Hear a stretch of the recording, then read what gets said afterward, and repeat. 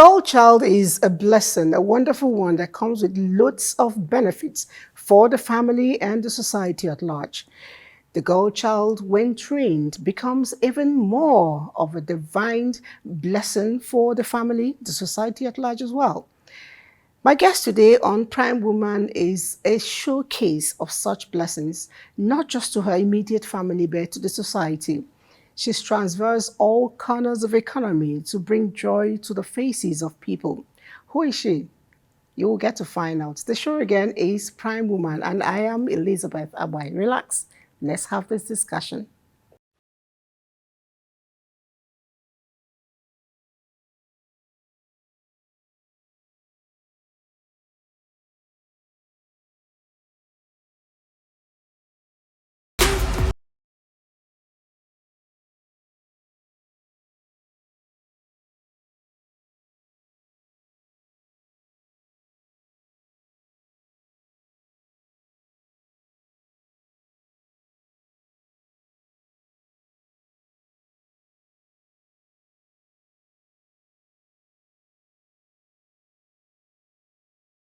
To have you seated in my space for now, but after night to be your house. Now, I have actually had a lot said about you, and a lot of them are on the positive anyway. What touched me mostly was your journey in life at a certain time. We'll get to unfold all of that, but I know that you are an educationist, and beyond just teaching the secular, schools, you're also educating souls for Christ. That again is my quest to find out how you got in there. Why did you choose education? Actually, I studied as a sociologist, Hmm. and I followed that through to PhD. And I was thinking that you would have been teaching a culture. And by the time I came out of the university, I began to find that my vision in life and purpose is actually to educate people. Everywhere I see ignorance, I like to go there to explain the situation. I began to write poems and write books. And so I thought I should really go into education. So I got a job that required administration. I quit the job to join Federal College of Education, Okene, and began to lecture. So I began to lecture and became head of Department of Economics and Business Studies. And then I veered back into education management. I became a principal assistant registrar and later became the head of administration there, the registrar of the institution. And when I had some challenges, like my husband died around the time I was the head of the college, and I didn't want to stay in that place anymore. I moved to Abuja. As an educationist, it wasn't something you studied, but you went into it. Did you find it very fulfilling? I found out that having to have the interest to teach, I needed the skill to teach. So I went back to the university to do postgraduate diploma in education. Now, I was exposed to the philosophy of education, foundation, history of education, and then the pedagogy of education. And I discovered that when I came back, I became better in teaching. To be a teacher, you need the skill, you need to learn, you need to be certified as a teacher. And Nigeria has now made it a law that before you become a teacher, you must have at least NCE certificate and then register with the TRCM, the Teachers Registration Council. Okay, so growing up, you had a peculiar childhood. I know you're the fourth out of 5 children or something, and you had a very peculiar childhood. And I'm wondering, what about your childhood influenced, led you to what you are today? Any particular reason? Yeah.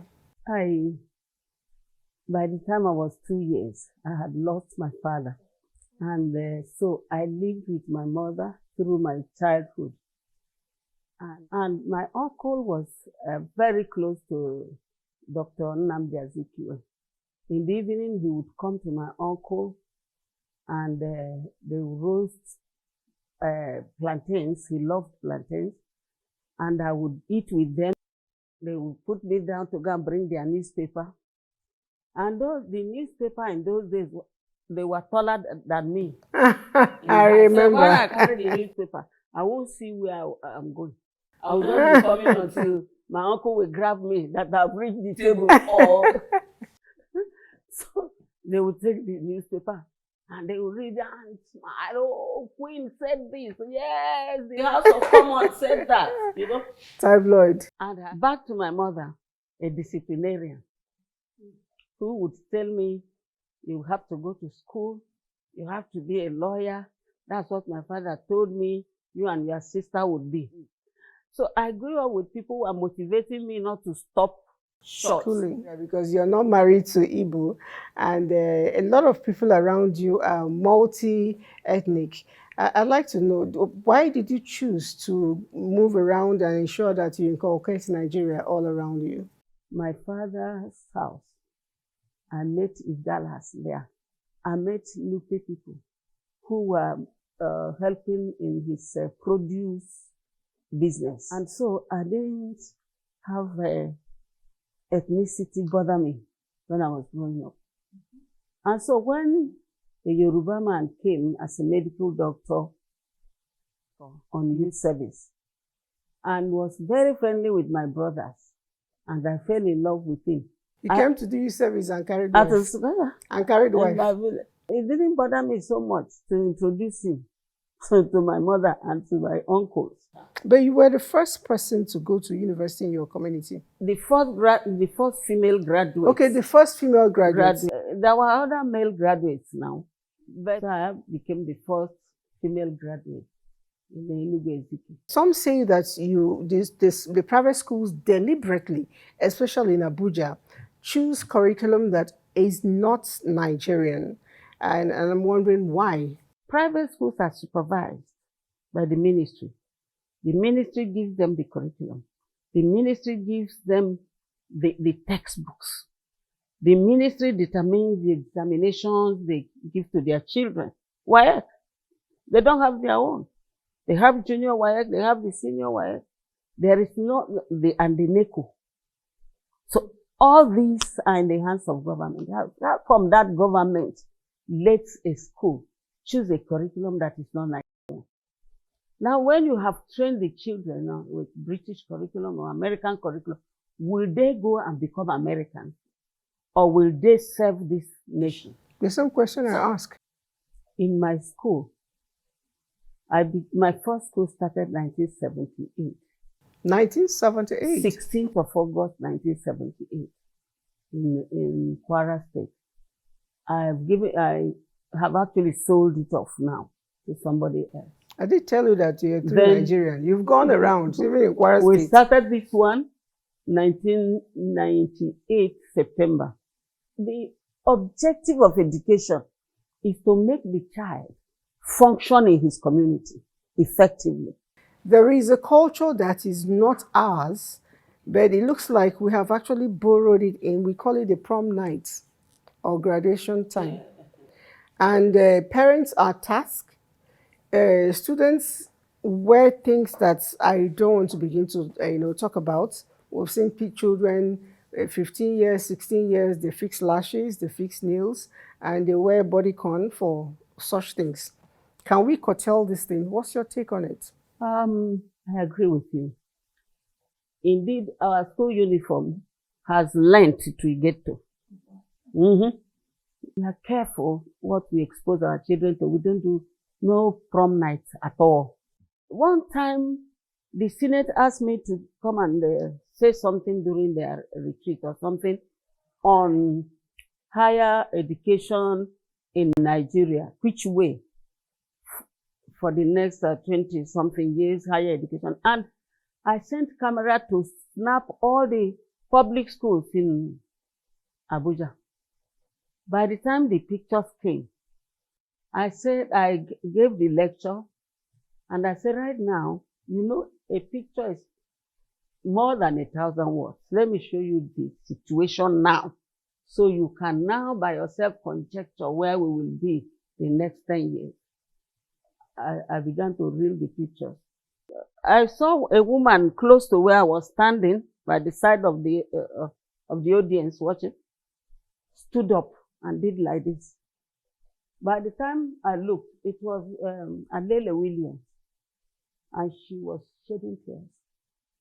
Tears were rolling down her cheeks. And so, after showing the pictures, all of them were dumbfounded. All the vice chancellors in the house dumbfounded. And I told them, I said, you know how to repair the public schools of Nigeria? Let every politician, every senior civil servant train their children in your schools. Because if you are in your school, you will have a stake to make sure that the budget for schools will be used for the schools. You will have the stake. As I grew up, when this country will not allow any child to go out of Nigeria to study courses that are taught in Nigerian universities, they were saving the foreign exchange.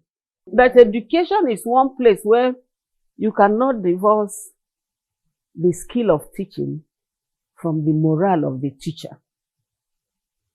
The teacher must have good morale, because the teacher is also an object of teaching.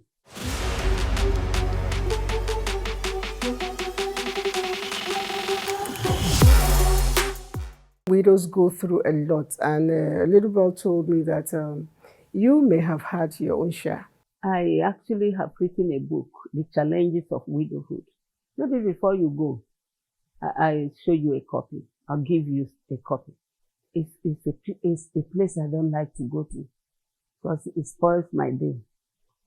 But it was tough, and I take it that I had that because my marriage was a cross-cultural one.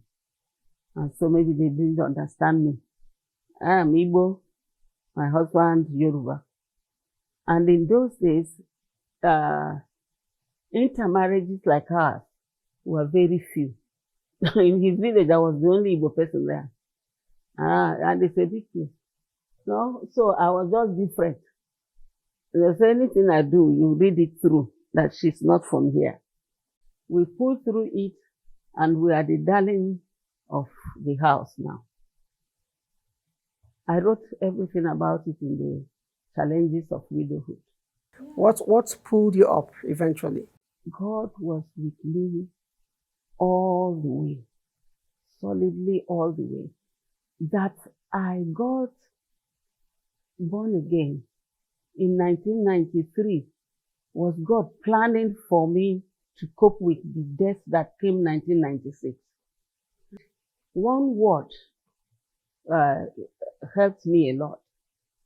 Where God said, I am the husband of the widow. Oh, and I kept meditating on that. Husband of the widow. Does it mean God preferred to come and be my husband rather than my husband being my husband? So in the end, I said, okay, God, now that you are the husband of the widow, don't let me lack. Don't let any woman living with a man have more than I can have, because I'm your husband, your wife. And I thrust myself into church. I changed location. I brought my children to Abuja. We didn't know anybody in Abuja when we were coming. I got a job, a lowly job in First Bank. And I told them I would take the job. They said, no. 7,000. No, 20,000. No, I mean, the people, can say, but the salary is not, lucrative. I said, but it enables me to change environment. Let it be a starting point. At that point, I had got a big land for school in Abuja. So I took my kids plus my brother's child who was with me, 6 of us headed to one room in Karimo. We all were in that one room in Karimo. And in the night, they all lay like this. And I will wake up, in Karimo, the current there never became full current till I left the place. You have the electricity, you still have to use candle to see what you are reading. It's a lie. Yeah. So, but when I put on that light, I see them lying. I say, God, this doesn't look like you. I said, this must be the hand of an enemy. I said, look, my husband had a 46-bed hospital in Okene, was consulting for Julius Berger, the Finger Berger, Fujro, and now this is it, where it all ends. I said, God, it's a lie. You must change this situation. I survived widowhood because the church was strong. I was always going back to the church. I did everything. Were they also responsible for your, backbone? Were they backbone for you when you experienced cancer? No, they didn't even know. I had gotten the cancer. We didn't know it was cancerous, but it was hurting very much when my husband was sick. And as registered, they were buying me all the big, costly medicines I needed. My husband said, okay, let's watch this, my illness. As I get a little bit better, we go to Britain to remove it and see what it is. But he got better because he went to heaven. And so when I came over here, my children said, Mommy, we have to remove this and know what it is. I said, I'll pray through. So I began to pray healing scriptures. My pastor said, from Genesis to Revelation, take out healing scriptures. And I got 15 pages of it. And so I will be in the morning, pray those healing scriptures 2 hours. In the night, 2 hours. The pain reduced, so I went for the operation. When they brought it out, they took it to forensic at Wagwalada. And Dr. Fidelis came back and told me, Mommy, it is benign. I didn't know the language. I said, what is benign, doctor? It's no longer cancerous. It's dead. God did a lot more than that on this body. I had got disc prolapse. I got spinal cord collapse. That's something they call it. Because when they brought the X-ray, spinal cord goes like that. They all congealed down like that. So my son went to get referral to India, and they brought referral, and they moved me home first. I didn't walk, couldn't. You had to be on a wheelchair to move. I told them, until God says go to India, I won't go. So I said I will listen to my spirit, and God didn't say anything. They come, Mommy, let us go. You want us to go late, and the people will, 2 of them were medical doctors. Her husband, medical doctor, the junior medical doctor. They say it's not good for us to take you when they say it's late. I asked the junior one because he used to be my prayer partner. Have you heard from God? He said no. I said, let's stay first. And so the following day, I took bath by myself. When they want to help me bath, I wasn't ready, I was praying. So when they left, God said, go and bath. So I started crawling to bathroom. I took my bath. I came back dressed like it was Christmas and stayed in the living room. My daughter came and said, Mommy, did Auntie come? I said, which Auntie? They who helped you bath? I said, me, I helped myself. Mommy, what if you fell down? I said, I will not. And 2 days after, I drove my car to school till today. You're still okay. So when I went to Toronto for NIM assignment, a Nigerian doctor, Dr. Femi, took us to show us his hospital. And he just bought a new MRI equipment. He was describing how he goes. I said, look, I had something here that X-ray showed that it collapsed. And now I'm walking. Can I check why am I walking with collapsed spinal cord? By the time the MRI came out, God has arranged my spinal cord back.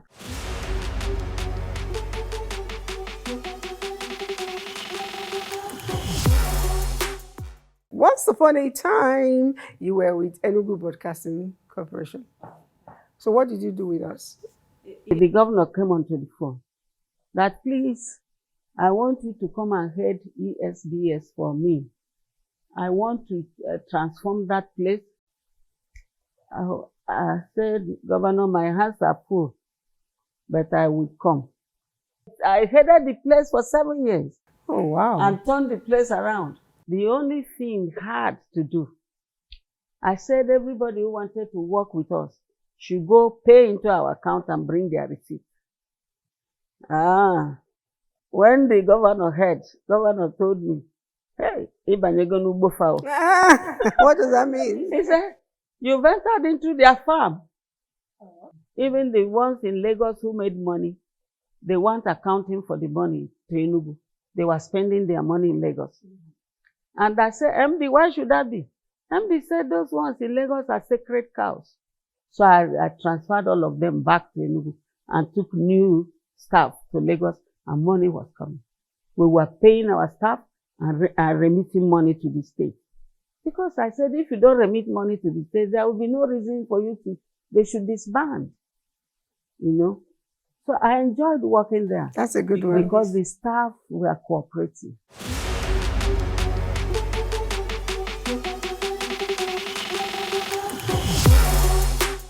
I look at your resume and I'm like, does this woman have time to rest? Where do you factor in leisure in all you do? Like I told you, I like to go where people are needing knowledge, needing exposure. So you teaching still is leisure for you? So teaching is my habitat. And I sit home on Sunday. That's leisure. And I see a lot of your grandchildren hanging around. The only thing I don't like on Sunday is when the visitors come, because they break the leisure and we start to talk some serious things. Otherwise, we'll be here shouting, eating, roasting something, or baking something, or cutting something to chew. And okay, which movie is the latest now? You watch? We call them in Lagos, tell us the latest, please. Or they call their uncles abroad. Which one is the latest? And we watch, we relax. We sing choruses, praises, and they dance. I video them and send to their other grandchildren living outside. And they too will dance and sing to us. For a 77-year-old lady, you have come a long way. And I know that being a widow wasn't funny, because you moved from being a school registrar down to almost nothing in the bank, where you were paid almost nothing, and your children and yourself and other people were sleeping in one room on the floor. But you didn't give up. You continued. Speak to other women who may have gone through the same circumstances, but they seem to be giving up. You know what I will tell you, ladies, when you are widowed, look unto God. Don't look unto men. If you look unto God, you will draw strength. God has many, many words to strengthen the widows. Some places say, look, I will help you. I will lift you up with my mighty right hand. God has very many romantic, strong words for any widow that wants. See, one time I used to worry when my children go back to school. And because there was no GSM. So one day my son came back. He was going back to Enugu State University. And because of fear, I carried him to Okene, Kogi State. And we stayed in our house. The following morning, I'm thinking, let me take him to Enugu. And I was the one driving. So I was considering taking him to Enugu because of fear, to make sure he got there safely. So as we prayed and slept, God gave me a scripture. Jeremiah 49 and verse 11, he said, leave your fatherless children. I will preserve them alive, and let your widows trust in me. That's the verse. So God sees our heart. God cares for widows, cares very much. See, I told God, I said, look, oh, when my husband was alive, anywhere we go for occasion, we stay on high table, me and my husband. Now, widows are not called to high table. But because I'm your husband, your wife, I want you to be placing me on high table anywhere I go. I discussion with God. Do you know, anywhere I go, they call me to high table. One time we went outside Nigeria for preaching, for outreach. Men that were there and that were there. The people just came and said, come. And they carried me and put me on the high. They don't know who. They put me on the high table. When we came out, one of the men was saying, Sally, these people know you. Because it's not Nigeria. These people know you before. I said, no. How come they just carry you to there? I said, if this is covenant. I think she has a lot to speak about. Widows. Nobody will help you more than God would. God will help you beyond your wildest imagination. My daughter was in a school in Victoria Land, preparing to go and study in UK. I was not too sure how I would pay, but the university said I would do it installmentally. I shouldn't worry, because she was the best in their exam when they came to Nigeria. So they sent them for visa. They were 6. The people said we should bring bank account. Now I sent my bank account that had how much? 600,000. And the other children had Naira account. The school said minimum of 3 million. They had Naira account, they had dollar account, they had pound account. Do you know, they went for that interview, 6 of them. Only my daughter was given visa. Even with the lower bill. I gave her 3 scriptures to be using to pray while I'm praying on the scriptures. So when she got to the interview, she said she sat down and she's hearing me, she will hear it. And they were looking at my CV, they were looking at this document, that document. When the man looking at the bank document, Lola said she prayed a prayer and said, let this man see my mother's account in heaven, because she's a tither. That is the account I want this man to be seeing. It's a good one. It's good to have our hope in God, because He remains the best father, the best husband, the best brother, and the best friend. You can have all of that in one person. That's the way to go. Thank you so much for coming on the show. We've been speaking with Dr. Sally Aduku Bolujoku, OON, and I know that all of us have a lot in hand at the moment, because we've taken all the inspiration, all the knowledge, all the experience she's shared. Let's make good out of all of them and make ourselves better citizens, better people, for not just this time around, for even after the beyond. My name is Elizabeth. Let's see you again next week. Bye.